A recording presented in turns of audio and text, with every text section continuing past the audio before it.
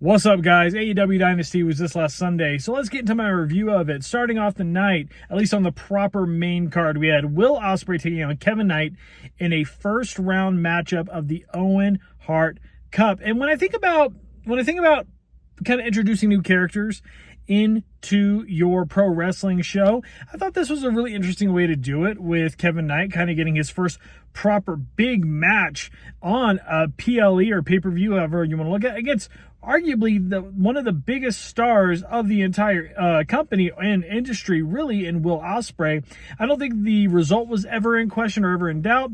It was definitely going to be Will Ospreay walking away with this with the win, but I thought it was a good opportunity and a good showing for Kevin Knight. This gets 3 3/4 stars for me. Nothing unique or outstanding above a lot of the other Will Ospreay matches we've had, but Kevin Knight, really solid talent. I think he's going to be a really, not a big star, but he's going to be a really solid mainstay as a high-flying, very acrobatic, very athletic individual on the AEW roster. Obviously, WWE was scouting him, so they wanted him, so AEW jumped in, grabbed him up first, and what a great way to make your proper singles debut against a talent like Will Ospreay. Excited to see where he goes from here, and I honestly have Will Ospreay winning this whole tournament, so glad he's already off to a good start. I probably see Ospreay and Fletcher in the finals, but we'll get to that here in a little bit. Next up, we have the Hurt Syndicate defending their AEW World Tag Team Championships against the Learning Trees, Big Bill and Brian Keith. And when I think about this match, I think it's a little bit of a shame. This match, in the build-up to this match, was really about Big Bill being this really dominant, strong force that worries the Hurt Syndicate, and yet he didn't really factor in too much around that story element for the entirety of the match.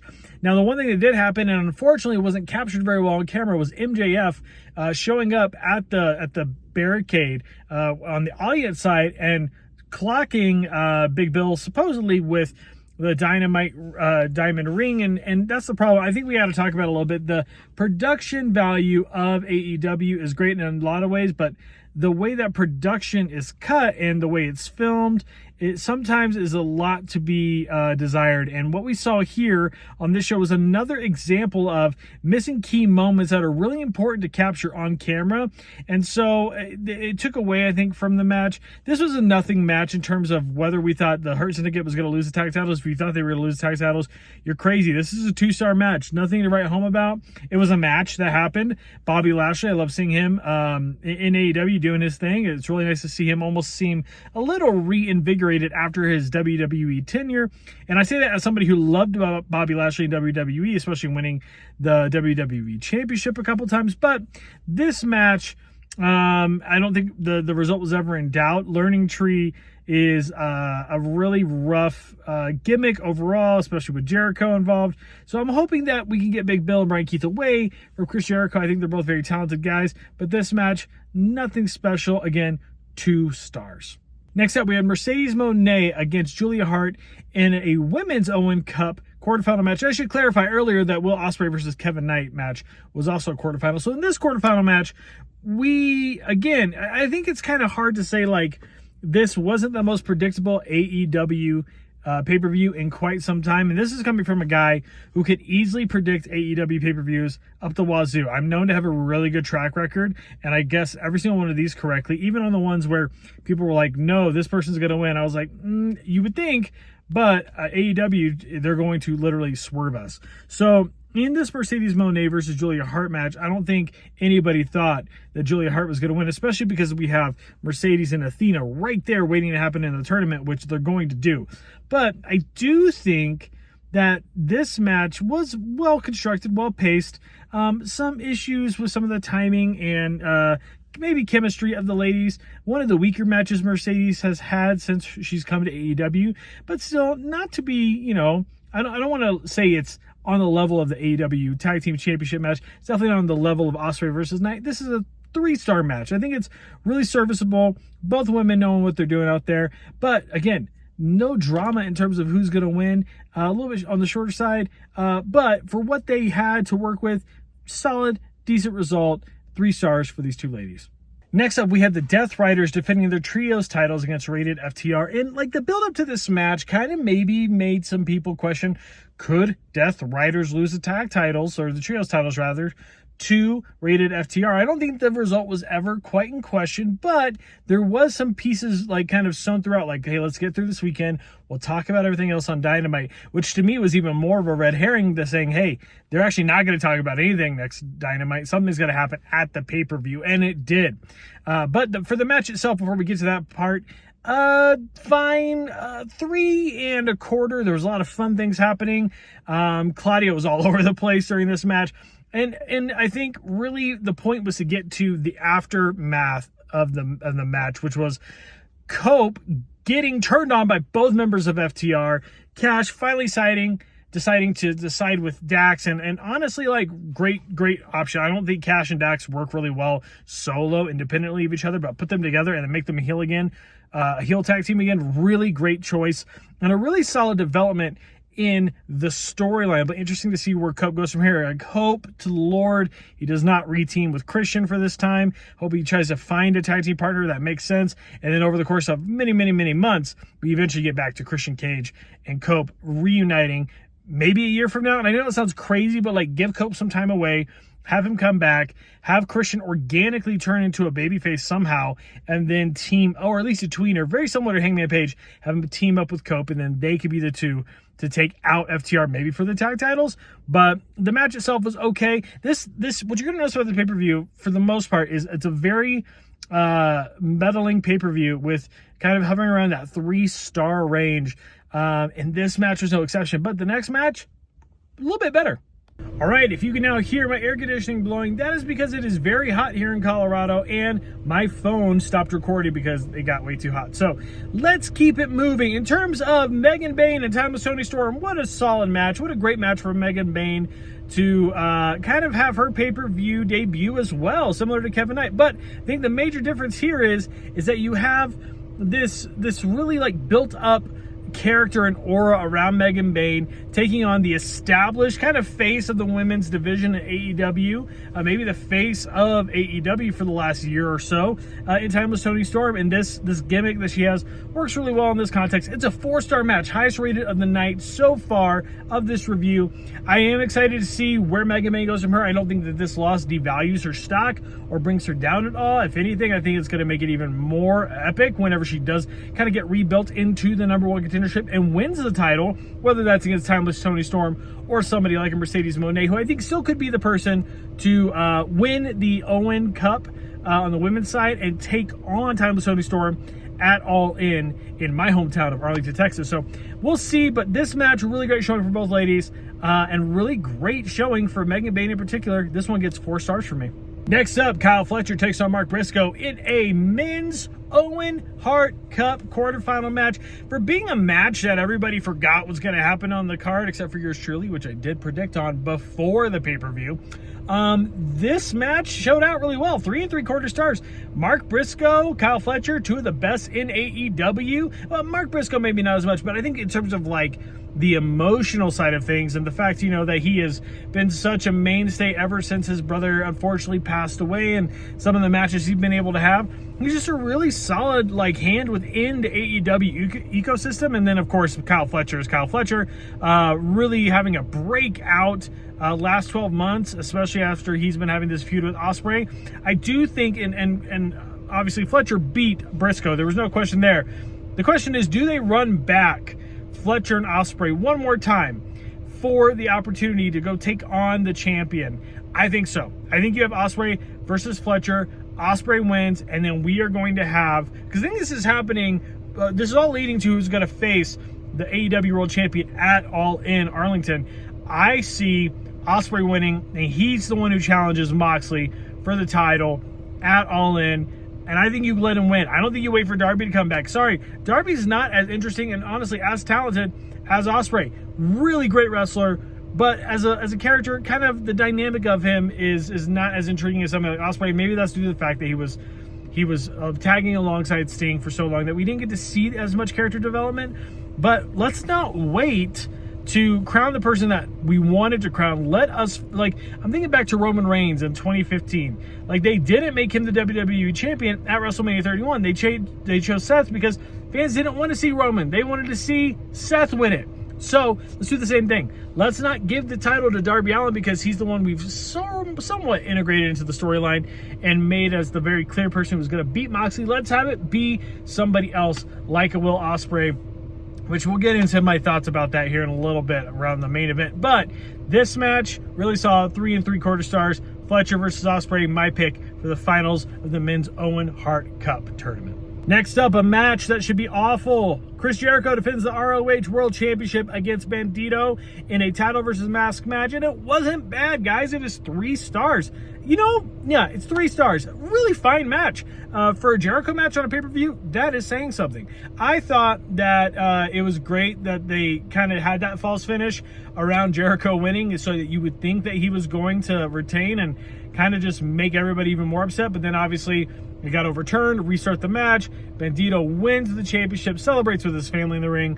Not much to say about this one. I really feel like it's probably the most straightforward one. We've had a lot of just frustration with Jericho as in the role of ROH champion and leading and being, you know, the learning tree and all these things. It's been hard to watch. Jericho, we love you holistically.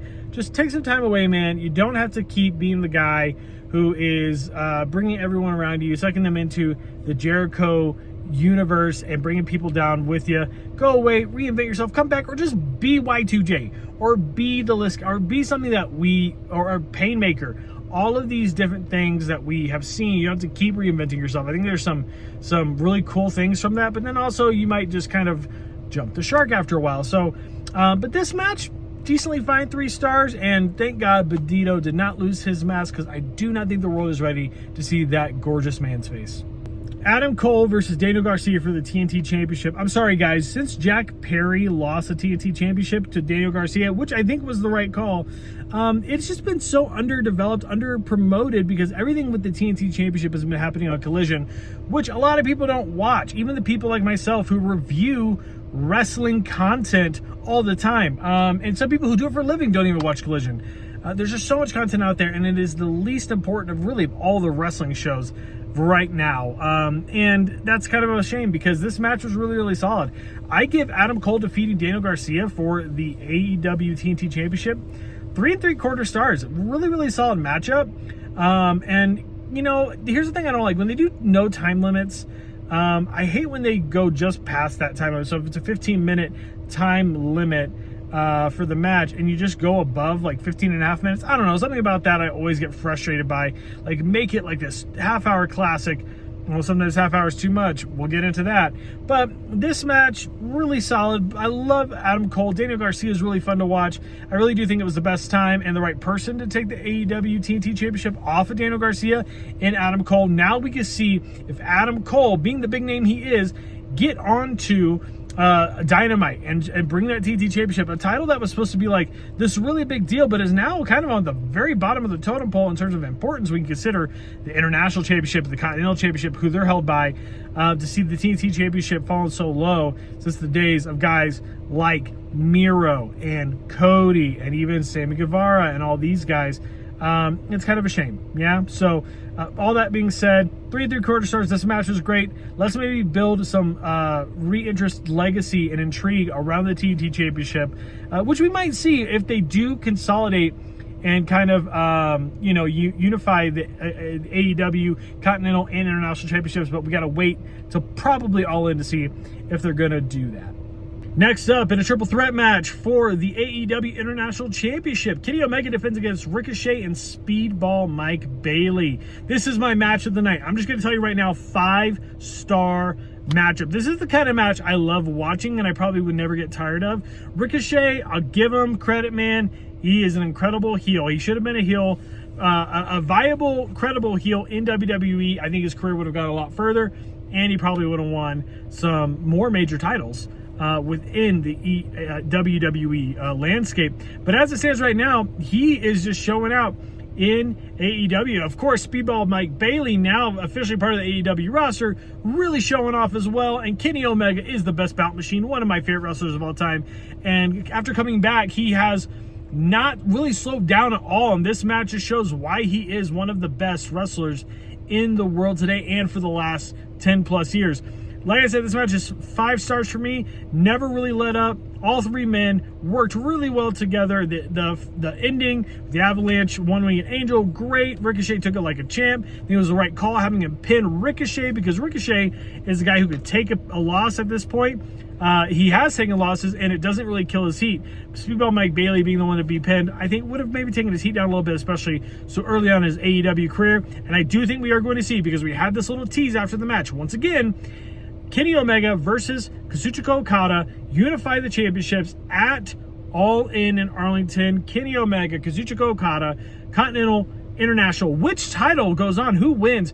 And if they win, do they take the title that they were holding going into the match as the new title, or do they get to pick? Because if you think about it, the International Championship, I like it better. I like the history of it better. But the Continental Classic is something that like people really hold on to and develops great storylines and holds a lot of prestige, and people look forward to it every year. So, and it's like, where do you go from here? So at the end of the day, I think we should really appreciate what Kenny Omega, Ricochet, and Speedball Mike Bailey brought to this show, because nothing was above 4 stars except for this match, unless you count for the main event, which was 1.5 stars. Guys, look, I'm not going to sugarcoat it.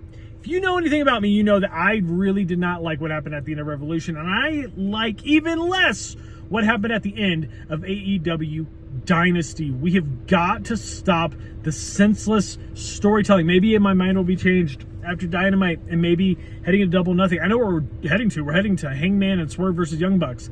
I see it from a mile away. Cool, whatever. Why did the Young Bucks come back and assist the Death Riders when the last time we saw the Young Bucks, they were quasi-feuding with the Death Riders? Like, guys, it's just...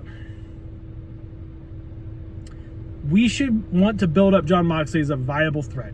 You want to build him up as this, like, unbeatable guy. Don't make it because we're overbooking the crap out of the main event with the Death Riders, with Hangman Page, with Young Bucks, with the Ops. Like, are we building to blood and guts? Anarchy in the arena? What are we doing here? Nothing is clear, and it hasn't been for a long time. We haven't seen the physical championship on TV in months, and I'm sorry, if you're going to take your AEW World Champion and have him carry around a briefcase for 6 months, you got to get your head out of your butt, because you are making the title unrecognizable. When you see somebody walking down the street with the AEW World Championship, you're like, wow, that's a cool custom title that nobody else in the world has. Yes, they do, because this is a prestigious title within the professional wrestling world, but you have devalued its prestige by not putting it on air for 6 months and having these plotting main event half-hour plus matches with Jon Moxley. Jon Moxley, I love the guy. One of my favorite wrestlers, especially in the 2010s. He is incredible, but his style does not lend itself to half-hour matches, especially when there's no gimmick involved. Very similar to him and Cope at AEW Revolution. And honestly, even with the gimmicks, he has struggled because he's relying on theatrics. He's relying on shock value to make his matches good, and they're not good. So what do we have to do here? Swerve did great to the best of his ability, but this match was still plotting, and on top of that, the finish brought it down significantly. 1.5 stars. AEW, you've lost the plot, man. Got to get your head out of your butt. Darby Allin, go climb Everest. You can win the world title another time. Put it on somebody. Give us a reason this is all happening. Give us a reason to buy into your product. Give us a reason to care about AEW like we once did. It's fallen down significantly.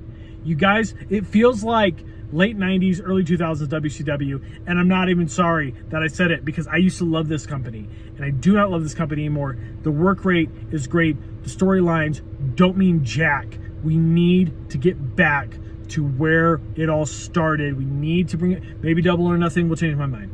Maybe. I wish I was going all in my hometown. It looks awesome. I'm moving, so I don't have money for it. But guys, how do we get it back? How do we get it back? Is it just me? Am I the only one feeling this way? Let me know in the comments down below. What did you rate this match? How do you feel about AEW? Do you think it's like WCW of the last days of the company's existence before WWF bought it? Sub to the channel if you already subbed. All right, that's the end of my rant. Talk to you guys later. Thanks for watching. See you soon.